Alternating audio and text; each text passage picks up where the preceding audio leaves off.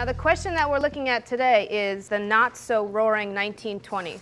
It's often referred to as the Roaring Twenties, but as you've seen maybe from glimpses of The Great Gatsby, you should understand that a lot of negative things happened as well. So the question that I want to address today is, were the Roaring Twenties that roaring? And I want us to take on the perspective of a disenchanted author.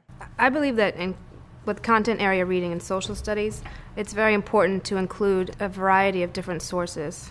It might be fiction, poetry, speeches, kind of breathing life into history with literary works or other types of reading. It gives them, I think, a more realistic understanding of what went on during the 1920s, for example. To hear the story written by Fitzgerald and also to hear his life, I think just brings more meaning to what happened in the 1920s.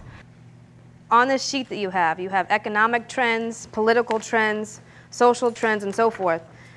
I want us to take the evidence or the facts and place them in the different categories based on how the lost generation felt. The new KKK, where would we put that? Negative. Social. Yes. They would react to women who are breaking some of the social norms. Who are those women?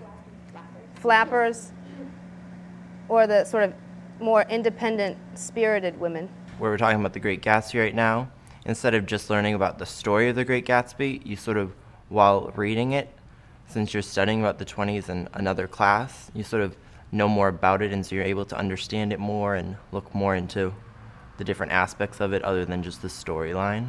You're bouncing around through history and something that's interesting, and you're able to connect different parts of history that you're learning, and so it's able to stick more in your mind. And so it's just a better way and it gets you more involved in thinking more. And when you're thinking more about it, it sticks longer term.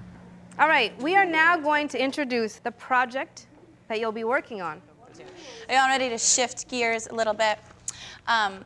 Let's have some people who want to read our assignment about the not-so-roaring 20s. One of the nice things about the lesson that we did today is that you get to use a piece of literature to supplement information is being given to them in a history text. I guess the benefit of doing that from a literary perspective and as an English teacher is that you kind of get to hear a story and a personal voice, characters that kids can relate to that might give life to some of the information in a way that might not happen if it were straightforward reading. This is where that chart that you just did is going to come into play, because I don't want to know, F. Scott Fitzgerald was born on this date and went to high school here and went to college there, because it's not relevant to what you're doing for history or for English class.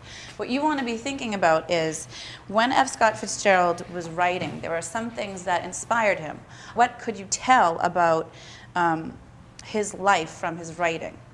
That's what you want to start to think about. So you're going to examine his biography. Well, I think that it's important to bring in the background when you're reading a book, and especially about these really peculiar characters. And I think in terms of The Great Gatsby, the whole social realm around the characters is important to understand how they're living and why they're living the way they are. So it's interesting to know about what's going on in politics and economics and society. I think it relates a lot, especially in this book, to the characters and their social lives. There was a lot of different times where I just noticed differences between Nick and Gatsby, and I don't know, how they were very similar in the way that they lived, I guess, in the society, but yet they lived right next to each other and they were completely different. Their houses were different, the way they were in relation to each other were different. I don't know.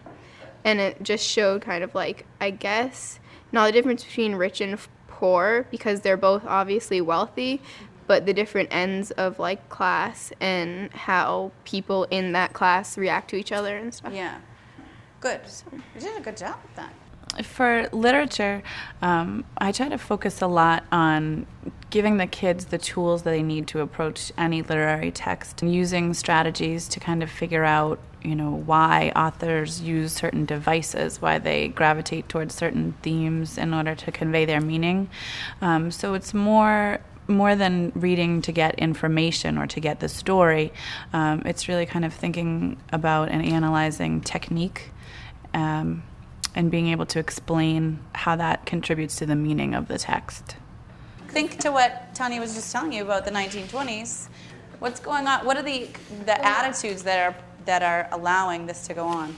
While we were reading about the 1920s, Yes. when they were talking about the flappers, they were saying that not that many women supported the flapper movement or whatever, Yeah. and that most women were comfortable being in that position, and that they were comfortable being a wife and a mother, and that they appreciate their luxury. It's nice to see kids really kind of making the connections on their own and feeling free to talk about them, and they are making the bridges even if they still have some questions. It's nice to see it happening now, and I think it's almost nice that the interdisciplinary unit is asking them to combine their historical knowledge with their literary knowledge and be able to talk about both of those things once.